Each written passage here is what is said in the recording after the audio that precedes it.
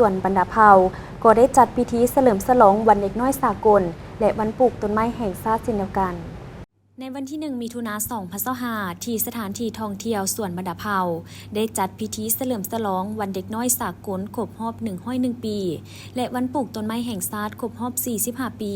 เพื่อเป็นการประกอบส่วนเข้าในการสร้างความสมดุลให้แก่ธรรมชาติก็คือประกอบส่วนให้แก่สังคม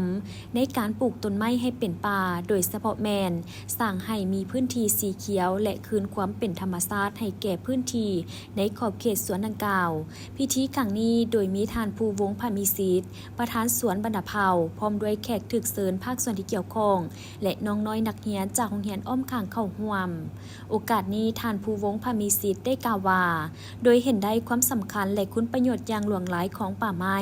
ที่ติดพันกับชีวิตการเป็นอยู่ของประชาชนลาวบรรดาเผ่าพรรคและรัฐบาลได้กำหนดเอาวันที่1 มิถุนายนของทุกๆปีซึ่งกงกับวันเด็กน้อยสากลของทุกๆปีเป็นวันปลูกต้นไม้แห่งชาติโดยปีนี้ทั้งส่วนบรรดาเผ่าได้พาการจัดกิจกรรมอย่างเป็นขบวนฝดฟื้นเพื่อปลูกไม้ประดับแนสไตเฮ็ดให้พื้นที่มีสีเขียวและมีความสวยงามเพิ่มขึ้นในพื้นที่ถือว่าพวกเขามีหลายหลักกิจกรรมเนาะเป็นต้นเป็นพวกเขาในเรื่องกับมีการปลูกต้นไม้เพื่อว่าต้นไม้พวกเขาเยอะจากในจิตสำนึกให้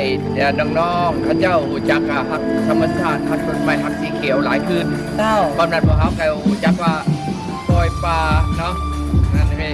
ธรรมชาติมันมีการสมดุลขึ้นเนาะและก็ด้านพวกเขาจะมีกิจกรรมหลากหลายก็คือมีการแสดงศิลปะวรรณคดีการเดินแบบของนางงามเดินแบบของนักร้องและก็มีการร้องเพลงต่างๆฉะนั้นกิจกรรมหลากหลายอยู่บนนี้เลยนะพวกเขาจะมีเกือบว่ามืดนี่เรียกว่าเด็กน้องเขาจะได้ลิ้นได้ม้วนได้ตื่นมืดเลยนะ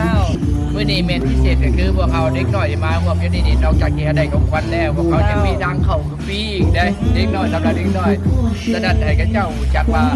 เนาะมีการ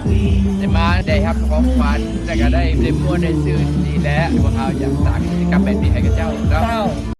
ในระยะผ่านมาทั้งส่วนบรรดาเผ่าแมนเห็นได้ความสำคัญในการปกปักรักษาทรัพยากรธรรมชาติและสิ่งแวดล้อมโดยเฉพาะการปกปักรักษาป่าไม้